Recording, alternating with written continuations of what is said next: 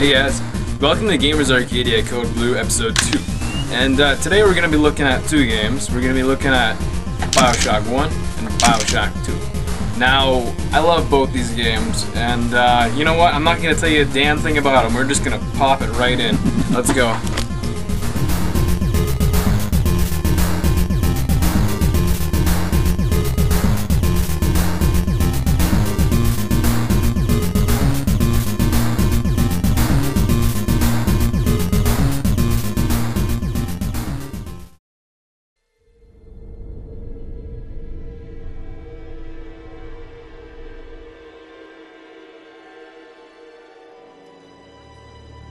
They told me, son, you're special. You were born to do great things. You know what? They were right.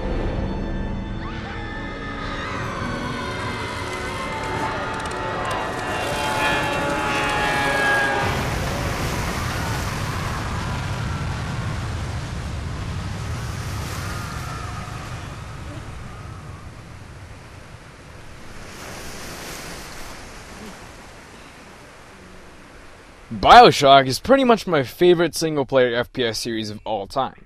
The 1930s style music and deco art theme, mixed with the steampunk and 1950s style animations, gives it that really unique depth that allowed you to be engulfed by the setting around you in either awe or fear. The year is 1960, and you play as Jack, the main character that was dropped into the game when his plane crash-landed into the Atlantic. He unknowingly stumbles his way into the mystical city of Rapture, soon finding that the entire city has gone sour on the inside. You meet a man through a service radio that you pick up right at the beginning of the game, named Atlas, who becomes your how-to guide for surviving in Rapture. I'm Atlas, and I aim to keep you alive.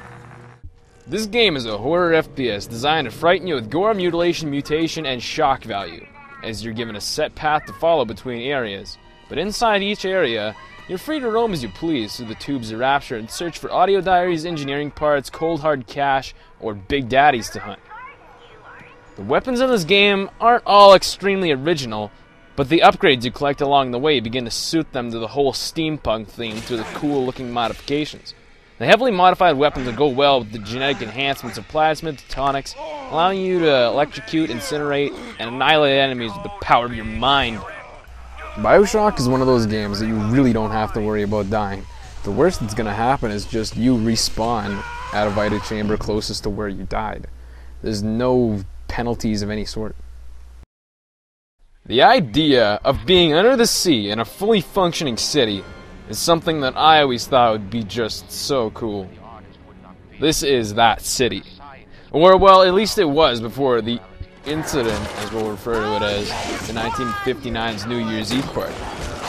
Rapture acted as if it was a country on its own. So that being said, they can make their own laws. And one law was allowing everyone to scientifically experiment with human DNA, unlocking the power of plasmids and tonics. You can even catch grenades and throw them back. Now, back in the 50s, people weren't as worried about safety in the same way as they are today. What do I mean by that? Well, things such as smoking, automotive safety, and even the repercussions of the original style nuclear reactor were fixed later. Plasmids gave you superhuman abilities now, but destroyed your bodies later. The substance that allowed you to modify your DNA was named Atom, to buy the modifications. And you required Eve to use these abilities. Pretty much the same as ammo in a gun. These were very addictive substances that pretty much acted like highly addictive drugs, destroying your body and mind. The short version? Plasmids and tonics drove people insane.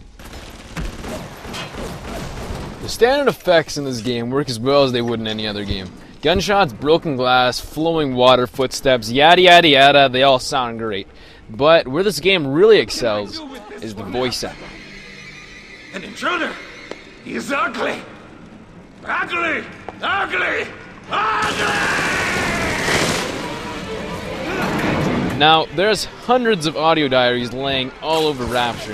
They're pretty much just tape recordings that you can pick up and listen to. tell you a little bit of something about what happened in this room or in Rapture altogether, giving you a better understanding of what things used to be like or what made things change. Now, the NPCs say some pretty weird things sometimes. Believable voice acting, mind you. But hey, give them a break. They've gone insane, and I bet if you were insane, you'd talk like this too. One of the reasons why Little Sisters are so iconic in this game is their voice acting. It's like the creepy little 6-year-olds walking around with large needles talking about angels, aka dead people. The creepy part seems to be that they actually sound like a little girl would. They say happy, cutesy little names for things, and have little hissy fits about some things, and they also do comment on how they're feeling. Chocolate is better than grapes. Chocolate? I'm ready for dream time, Mr. B. This angel's Adam. Bioshock is all about pursuing a simple goal given to you that adds to the big picture. Pick up that and go here. Good. Now take that and go here. Good. Now use this combo to open this door. Good. Blah blah blah blah blah, you get the picture. You complete these goals at the rate that you please, and you can even check every nook and cranny for hidden goodies if you want to see all the things that Rapture has to offer, as there is no time limit for any of this. Hacking's a neat little inclusion in Bioshock that allows you to hack safes and doors to get some extra money. To successfully hack an object, you must win a game of tubes. Sometimes, on rare occasions, it is impossible though, as they can create a little barrier that will never let you win. What the f***? Come on, that's just cheap. You acquire a camera, allows you to take pictures of the splicers in action. It rates your pictures and gives you a status bar research on that kind of splicer. For every bar, you get a single prize, such as a tonic or increased damage done against that type of enemy. You have a small selection of weapons to choose from: the pistol, the machine gun, the shotgun, the grenade launcher, the chemical thrower, the crossbow, and of course, like any other game, you've got yourself the beating stick. And in this case, that's being the wrench. Every single weapon, omitting the wrench, because that'd be stupid, has 3 separate ammo types. Taking the pistol, for example, we have anti-personnel rounds that hit splicers hard, armor-piercing rounds that hit Big Daddies hard, and standard rounds that hit anything about the same. These special bullets are made through engineering or bought from an ammo vendor. Engineering is done by using a special machine that crafts bullets in exchange for your components. Along with the plasmids that act as weapons or even sometimes tools, you also get general enhancements called gene tonics. Now, gene tonics can make you run slightly faster, make hacking easier, make you hit harder with your wrench, shorten alarms, yada yada yada. They can be bought in the same way as plasmids from the Gatherer's Garden, with a currency called Atom. Tonics and plasmids can be swapped out at the gene bank. You buy more slots from the Gatherer's Garden, allowing you at the end, once all slots are purchased, to have up to 6 plasmids on you at one time, and up to 18 tonics put into 3 separate categories of 6 tonics each. These categories are physical tonics, engineering tonics, and combat tonics. To get Adam, you have to hunt down and kill a Big Daddy that's protecting Little Sister. Now, once you kill the Big Daddy, you get a choice that actually alters the game. You can either harvest Little Girl, killing her, but giving you more Adam, or you can harvest the Adam in her, turning her into a normal little girl, giving you less instant Adam, as we'll call it, but more long-term Adam, as the character named Tenenbaum will then award you with gift baskets, giving you Adam and extra tonics and plasmids that you wouldn't normally receive. Even in the gathering dark, you light a candle. You have saved the little ones when you might have shown your cruelty. I am sending something your way to demonstrate our thanks.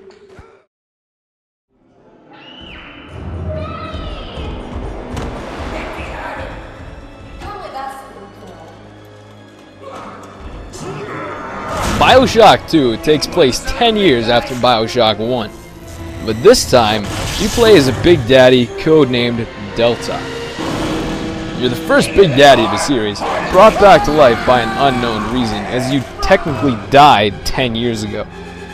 Genetic code requires you to be with your little sister at all times, and when the two are separated, the Big Daddy slowly begins to die.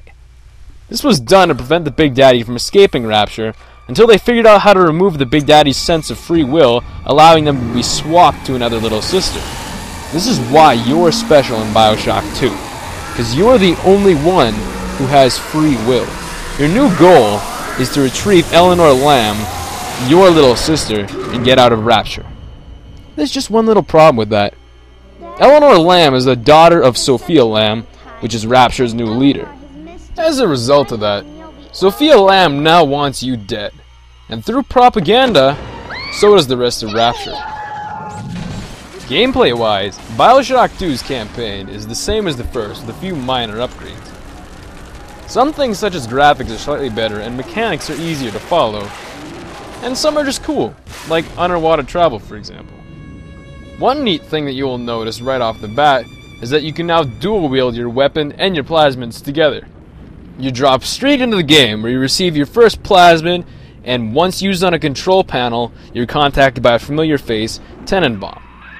She guides you to her location, where she then passes you on to a man named Sinclair who can better assist you in helping you through the series of new areas leading to Eleanor. Well, look at you. A bona fide knight in armor, complete with iron horse. The name's Augustus Sinclair, Sport, Esquire. As the guns in the first game are now complete baby toys to you, you've now acquired some serious firepower and guns of your own. You've got yourself the rivet gun, the Gatling gun, the double-barreled shotgun, the spear gun, and the launcher. The beating stick is now every single weapon, as you can hit people with the butt of the gun by pressing B, no matter what weapon you have equipped. And along with that, you've got yourself the drill, which is pretty much the king of all beating sticks. They replaced the standard camera with a video camera that instead of rates one picture, rates the entire fight with an enemy. Using that camera is a bit like telling a joke. Each time you tell it the same way, it gets a little more stale, so you gotta change it up to keep it fresh. They also changed the hacking system to avoid that weird pipes game that they had in the first game. Along with this new way, allowed them to add the hacking tool to the mix, which actually allowed you to hack from far away by shooting a dart at the object you want to hack. It's a little meter with a little needle.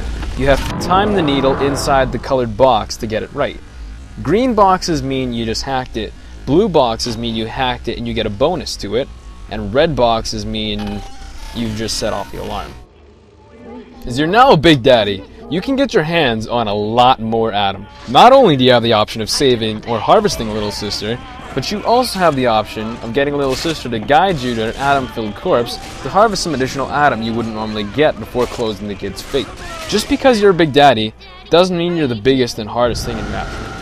Other Big Daddies might be hard for some, but Big Sisters are the real challenge. The Big Sister will attack you, and once you've dealt with every little sister in the area, be prepared. It's basically just Bioshock 1 put into multiplayer form, as the gun roster is basically the same, along with a couple new additions created only for multiplayer, along with the map areas that are the same as 1, like Fontaine Fisheries for example. There are a variety of modes, like Team Deathmatch, Free-for-All, Capture Point, and Capture Little Sister, though every single one seems to feel roughly the same no matter what you're doing. Pretty much what I've found is you just keep killing, all the other guys are dead, so they can't really get the job done. The coolest thing about the online is when you get to become a Big Daddy. Once this happens, you are amazing. You will die if you aren't careful, mind you, but you have a massive amount of power and armor over your enemies. You can throw mines and shoot giant rivet gun at enemies to kill them in only a few shots. Okay, well, just to wrap everything up, I think that I'd like to finish up by saying that both games are absolutely amazing games, and that you should pick both of these up. Though the single-player campaign can be rather short, you can lengthen its value by searching for hidden goodies and secrets, and they both provide a rather inviting second playthrough. I give this game an A+. The first Bioshock is a much better story than the second, whereas the second has much better gameplay mechanics than the first. Take your pick, or take both.